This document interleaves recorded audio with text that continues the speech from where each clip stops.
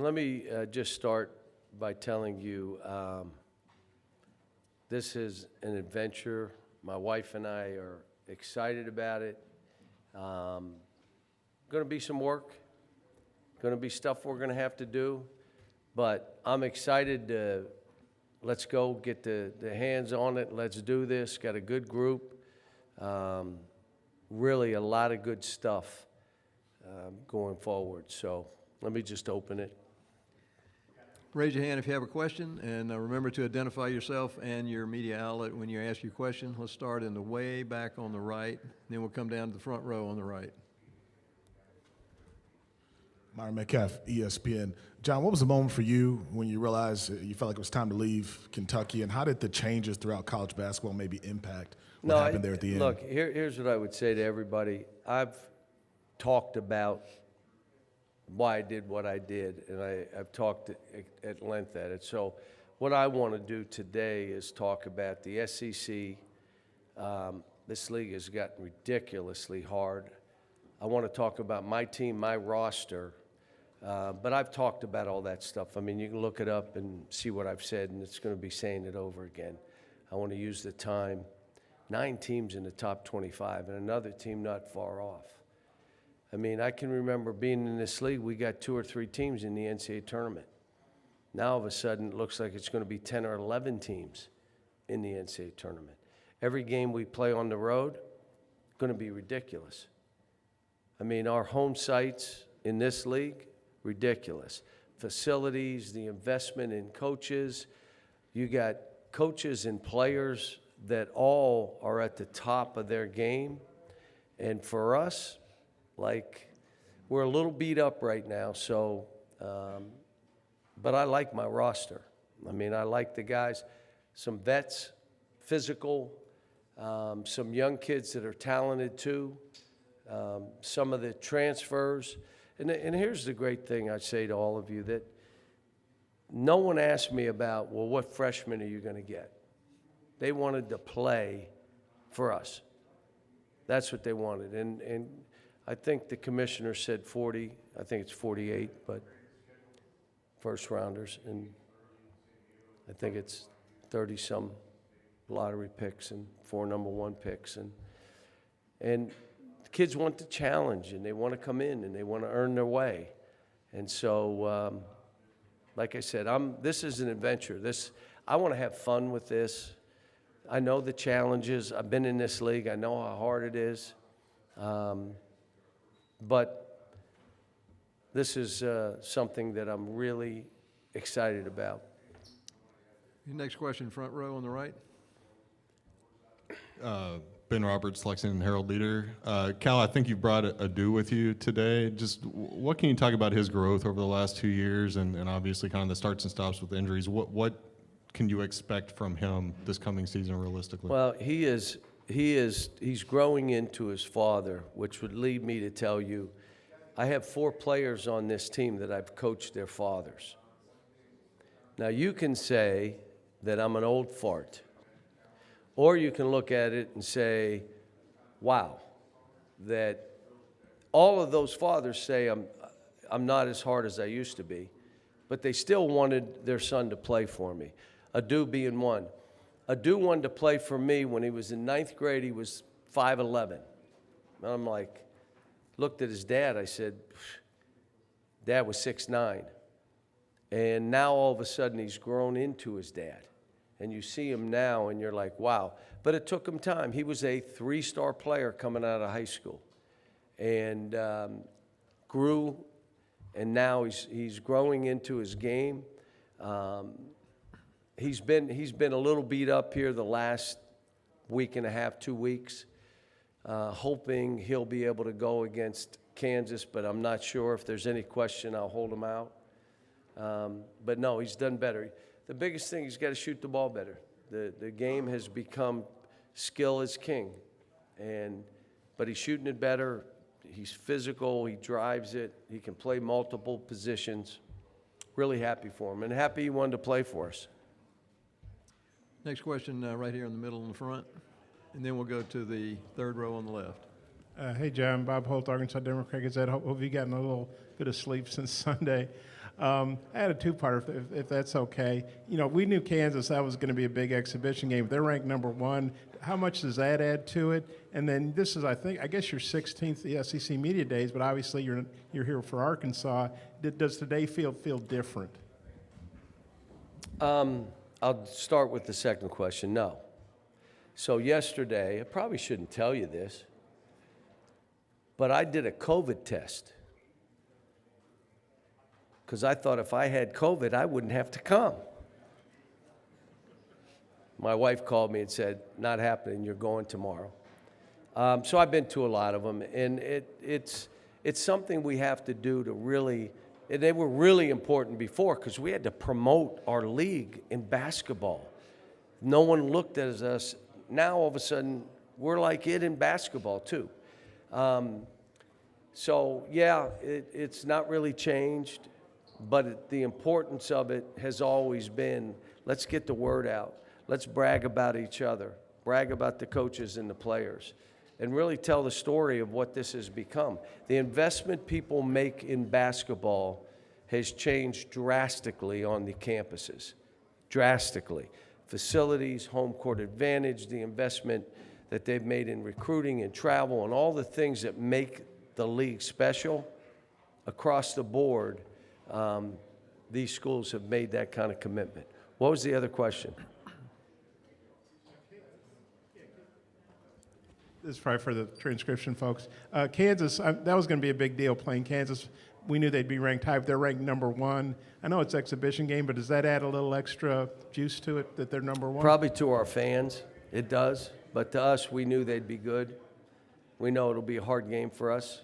We hopefully going to have a somewhat full team. So, you know, right now we're down 3 or 4 guys. So hopefully a couple of those guys will be okay to play in that. But Bill or I, neither one of us would push a player because of an exhibition game. If he needs to sit out, he'll sit out. You know, one of the things I want to tell you that I've done everywhere I've been, you got to take your team to your people in the state. And so we've done that. We started I've probably been to 9 different cities. This weekend we were in Hot Springs and Pine Bluff. And then you're doing stuff. You're trying to connect to let people know it's more than just basketball, and we know it's your team, and we're coming here to bring the team to you. You don't have to come to the Mecca of Fayetteville. So that has been a fun part of seeing the state, seeing the people in the state. And, you know, we did a Samaritan's Feet at a couple different places, gave out 5,000 pair of tennis shoes, the players did, so it's been kind of good. Okay, we had a question on the third row, and then we're going to come back to the first row in the middle. Hey, Cal, Neil Blackman, Saturday Down South. What do you need from DJ Wagner as a player? We saw him suffer kind of through last year with an ankle injury, just showing he can sacrifice for his team as a player. What do you need from him playing next to Nellie Davis and in that backcourt? Just want his swagger back, and if you saw him right now physically, if you saw him with his ankle, he's running up dunking balls, stuff that he couldn't do a year ago. People forget he was freshman of the week 3 or 4 times before he got injured. I mean, he was playing at a high level, and then he never really came back from that. And the first thing that happens is you're not jumping the same. So what does it affect? Your shooting. That's what it affects. And now, I've not coached many that are as coachable as him, that care as much. I even tell him sometimes, you care too much. You care too much. Go make plays. Go fail fast. Do stuff. But he and Boogie together in the backcourt with Nelly, we got 3 pretty good guards. And that's why practices have been fine, even though we're a little short-handed, because you got guards that are really playing. Okay, question in the middle in the front, and then we're going to go to the front row far left. Hey, John, Anthony Christensen, Whole Hog Sports. Just you mentioned the growth of how much better the SEC has gotten over the years. To have, the guys who are following you from Kentucky and Jonas Adu, guys who are experienced in the league. Just how big is that, especially just kind of looking ahead to playing in the SEC? Well, when you take over a program and you ask to see the team before you do your presser, and there's no team, you'll want guys that at least know the league. So we have some guys that know the league, but until you go through this gauntlet that we're all going to go through, and we all went through it last year. I mean, teams got beat that, wow, I can't believe that. Yeah, because it's a gauntlet. So, yes, having those guys is an advantage.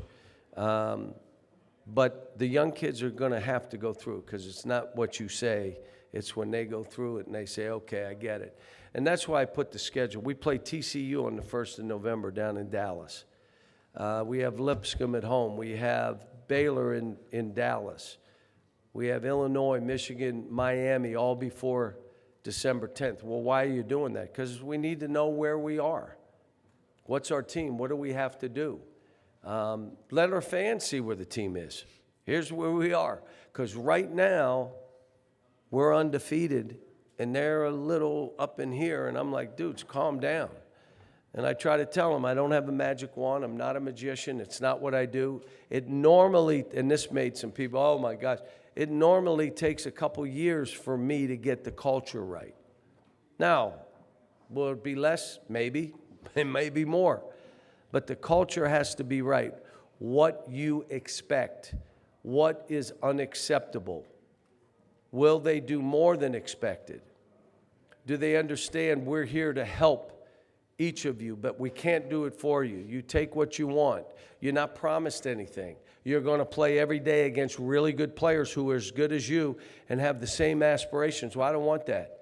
I want the Fugazi. Let me go somewhere where I can just go play, and he'll promise me, and they'll do this, and I'm going to be the only player of Fugazi. Or do you want to go? You want to go fight and take what you want. Those are the guys that comes with. They come here, the others don't, and that's fine. Because at the end of the day, this is who fights. In this league, I mean, I remember our first game down at South Carolina last year. That was a fight, and they won. They won the fight. And then we learned to fight. Then we went on the road and won games then.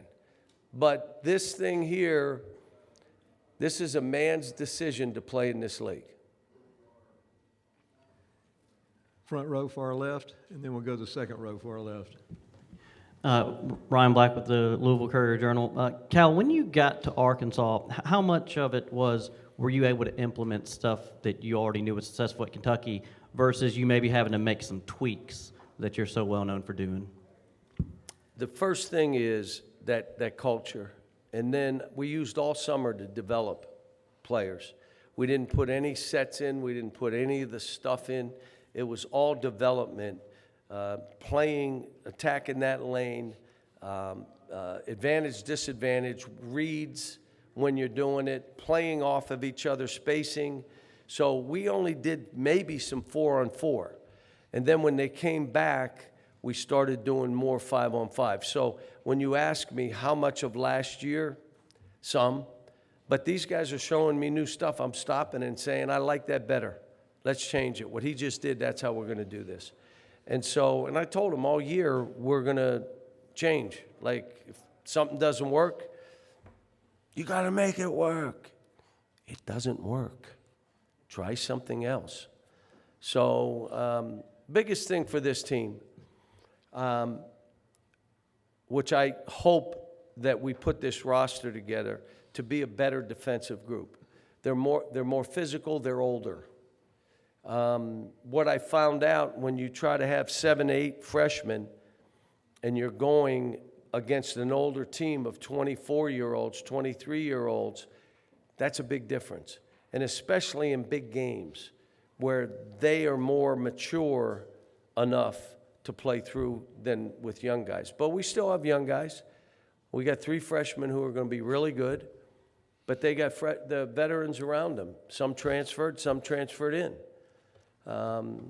Transferred with us, I should say. And that's DJ, Adu, and Zavonimir, who's doing some good stuff. Zavonimir, we're trying to play through him and do stuff, but the culture's the first thing, and teaching development. And, you know, before you can teach how we're going to play, you got to teach them to play. And I've always said a coach can stop a play. He cannot stop a player that can play. And so we're trying to teach them all, here's what you have to have, these skills to play the way we play. Dribble, drive, space the court, positionless. Here are actions that we're going to run to open the court, to touch the lane. Here's the opportunities for threes and all those things. Last year, we led the nation in three-point field goal percentage. Last couple of years, we've been in the top 10 in offensive efficiency. But we weren't as good defensively as some of my teams. So I'm kind of, my mindset, toughness, swarming, guarding your man +1, we've done all that probably more so than I normally do when they got back. So.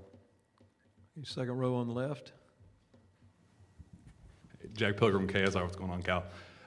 Coach Pope was here earlier, said, you'll never hear me say a negative word about Coach Cal. Been a good friend. He's a terrific mentor. We'll be cheering for him every day like crazy, except for February 1st. What's February 1st? You tell me. It's my dad's birthday. What can you say about your all's very unique relationship and just kind of a couple early months for him on the job? No, I think they hired a perfect guy for that job, and part of it is because he played there, graduated from there, has a heart for the place, and has an idea what that is. When I walked in, I had Coach Hall. I had Coach Smith too, but Coach Hall. And it's a different place if you're just walking in. He's been there and understands it. He and I've talked. We said, I am fully immersed in what I'm doing. I'm like, you won't believe this. I'm doing a lot of stuff, and I don't have time for any of the other stuff, any of the things out there, but I'll be rooting for them. I want Kentucky. Come on, man. I 15 years, gave my heart and soul. Do you think I want them to do well? Except what date? Okay, that date. But no, he's a good man, terrific basketball coach. They hired the right guy. They really did. Okay, last question, third row, right here on the left. James Fletcher from On3. I wanted to get your thoughts on just the difference between coaching transfers and freshmen when it comes to implementing your system and kind of introducing your language to them, where a freshman kind of is just, for the first time hearing it, a transfer, you might have to reprogram the terminology or kind of their instincts of where they're going on the floor. Well, I've done graduate transfers before, and they were older. They had a better feel than a young kid would. But I would tell you, when you're dealing with a new group every year like I have, it's all hard, and it all takes time. And early in the year, your team's not going to be as good. They're just not. And then as it goes on, if you got a good group and they're connected and they're engaged, they'll start to come together. So, I mean, we're all, it's a different environment. I mean, having players, everybody be a free agent at the end of the year, it's made a difference. Like right now, we were going to have 8, we got 9 because Trevor Brazil came in and said, I want to stay. Well, I didn't know that, but he wanted to stay, and I'm going to be honest with you, I'm happy he's staying. He's better than I thought. And I told the story one day, he's stretching out, and I looked and I said, you're better than I thought. He said, I told you. But they come and they want to be here for a reason. They want to try to expand their game. Can you help me get better in different areas? And all these kids have done it. I mean, I told you, 4 of them, I coached their fathers, and they want them here. So it's kind of take pride. Because of the shirt, I'm going to let you ask the last question. Yeah. Because you were raising your hand. You looked like you were mad that he wasn't going to call on you, so I called on you. Better be a good question. Hey, Coach, it's Brad from College Sportscast. So I wanted to ask about Carter Knox. You coached Kevin Knox. And that's right, and I coached the brother of one of my players. You coached, but that was only a few years ago. Right. You coached Kevin Knox. I just wondered, is Carter the same type of player, and what can we expect from Carter? Well, his brother was the 9th pick of the draft. Carter is more physical, lost 17 pounds already. He lost some weight, skilled, learning situational basketball. But he'll fight, and he's good. They obviously, Kevin had a great run with us, played with Shea. But I'm looking for big things with Carter because he can play multiple positions. He's not locked in. If he brings it up, like rebound, bring it up, he's our point guard. He's been doing good stuff. Gotten a lot of reps. When you have 6 or 7 practicing, they get a lot of reps. And all of our freshmen have needed those reps, including Carter. But Billy Richmond has been pretty good. They're physical. They're not. If you're recruiting freshmen now, they better physically be able to play against a 22 or 23-year-old, or it's hard for them to stand out. BetOnline is your #1 source for all your betting needs. Get the latest odds, lines, and matchup reports for baseball, boxing, golf, and more. BetOnline continues to be the fastest and easiest way to place your wagers, including live betting and your favorite casino and card games available to play right from your phone. Head to the website or use your mobile device to sign up today and get in on the action. Remember to use our promo code BELIEVE, that's BLEAV, for your 50% welcome bonus on your first deposit. Bet online, where the game starts.